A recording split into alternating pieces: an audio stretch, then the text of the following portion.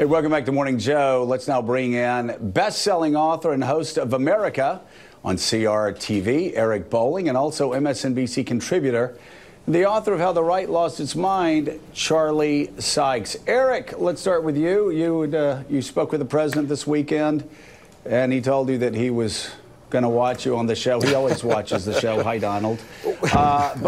So we saw the president tragically have a phone that all caps were locked, and he couldn't get it off of all caps. So he was writing in all caps this weekend. What was his state of mind when you spoke with him? Amazing. And like I mentioned on Twitter, also mentioned to you, Joe, last night I'm watching Netflix, the last episode of Narcos, and the phone rings. It was unknown, which was unusual, and I usually don't answer those, but it happened to be, I said, hey, it's Eric, and the voice says, hey, Eric, it's your favorite president. I said, oh, President Trump, how are you? And we went into some of the things, and we spent a good part of 15 minutes or so talking about the things you've been talking about all morning, Joe. We talked about Russia. I happen to have an issue I wanted to talk to him about with the FCC and some of the things that are going on there. But we spent a lot of time, and I believe it came up unknown because he was on Air Force One going back to D.C. I will tell you, he was fine. He was in a good place. And again, this tweet that came out later with the all caps, think about this for 1 second. So he's being blamed by a lot of people, you know, I listened to the show all morning and the other networks, for a failure at Helsinki with Putin. Meanwhile, the sanctions that he's placing on Russia are substantial. However, there's one very important point that no one's talking about, and I mentioned this to him.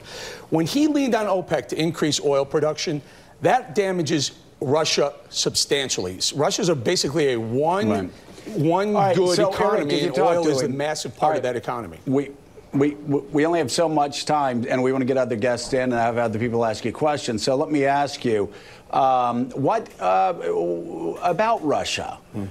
He's gone back and forth on whether he believes Vladimir Putin or whether he believes his own intelligence community. This weekend, he suggested that once again he believed Vladimir Putin, that Russia didn't interfere. Last week, he said a word was taken out of his script. From your conversations with the president, does he believe his intel community? Does he believe the CIA and Gina Haspel? Does he believe Dan Coates and the Director of National Intelligence that Russia tried to meddle in the 2016 election? Well, so the conversations aren't specifically pointed towards individuals, but I will tell you he believes that whatever meddling that Russia has been doing, it's been going on a heck of a long time, Joe, and it wasn't unique to 2016. It's been going on forever. He also believes they didn't have any influence on the election. The question, though, is, so, Eric, and again, because he goes back and forth, and by the way, I've always said that James Comey had a hell of a lot more impact on the election than Vladimir Putin, but that doesn't mean that all of our intel communities haven't said that Russia tried to meddle in and influence the election.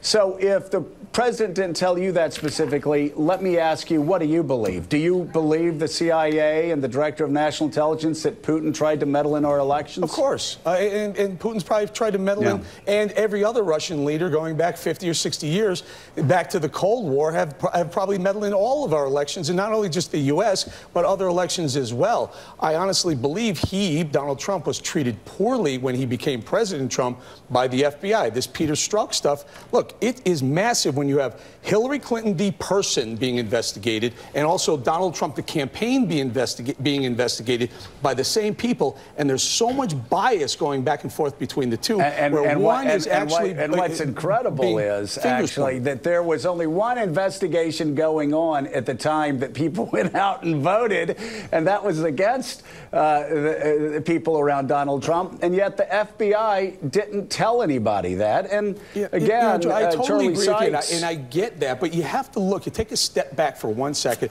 and look what the people are saying. An NBC poll came out over the weekend showing Donald Trump at his highest approval rating in his whole presidency. So clearly, whatever the issues surrounding Putin and Russia are, the American people generally are less concerned about it than they are the economy or our safety.